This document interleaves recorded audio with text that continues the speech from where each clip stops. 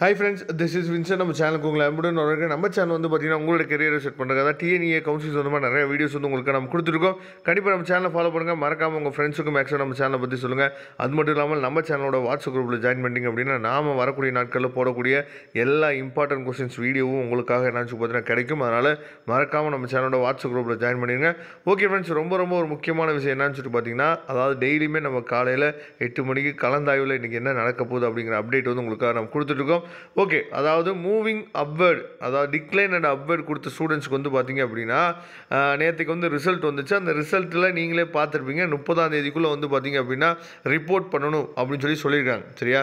அப்போ 30ஆம் தேதி நம்ம சொல்லும் போது, அதாவது நெக்ஸ்ட் வீக் நம்ம என்னாச்சு பார்த்தோன்னா ஃப்ரைடேக்குள்ளே நம்ம வந்து ரிப்போர்ட் பண்ணணும் அப்படின்னு சொல்லியிருக்காங்க.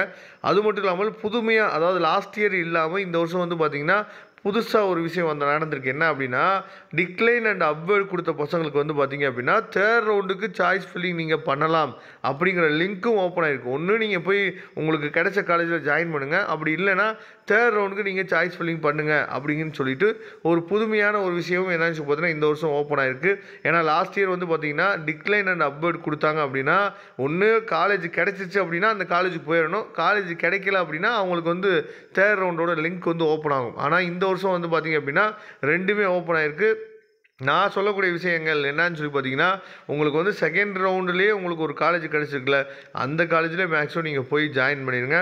தேர்ட் ரவுண்டில் நீங்கள் போட்டிங்க அப்படின்னா உங்களுக்கு எந்த மாதிரியான காலேஜஸ் வந்து கிடைக்கும் அப்படிங்கிறது நீங்கள் வேக்கன்சி லிஸ்ட்டை பார்த்தீங்கன்னாவே தெரியும். அதனால் உங்களுக்கு என்ன காலேஜ் இப்போ கிடச்சிருக்கோ அந்த காலேஜில் மேக்ஸிமம் போய் நீங்கள் ஜாயின் பண்ணுறது மிகப்பெரிய ஒரு நல்ல விஷயமாக இருக்கும். அதுக்கப்புறம் வந்து பார்த்திங்கன்னா ரவுண்ட் 2 பசங்களுக்கு நேற்றுக்கே வந்து நிறையா பேர் வந்து பார்த்தீங்கன்னா சாய்ஸ் லாக் பண்ணிட்டீங்க. நிறையா பேர் என்ன கேட்குறீங்க அப்படின்னா, சார் இன்றைக்கி வந்து டிஎஃப்சி சென்டர் இருக்குமா, நாளைக்கு இருக்குமா?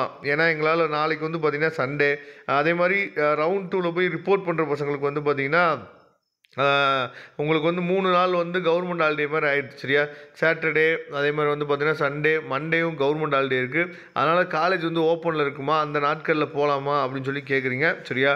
அதாவது டிஎஃப்சி சென்டரை பற்றி பிரச்சனையே இல்லை. டிஎஃப்சி சென்டர் வந்து கண்டிப்பாக உங்களுக்கு என்னாச்சு பார்த்தீங்கன்னா ஓப்பனில் தான் இருக்கும்.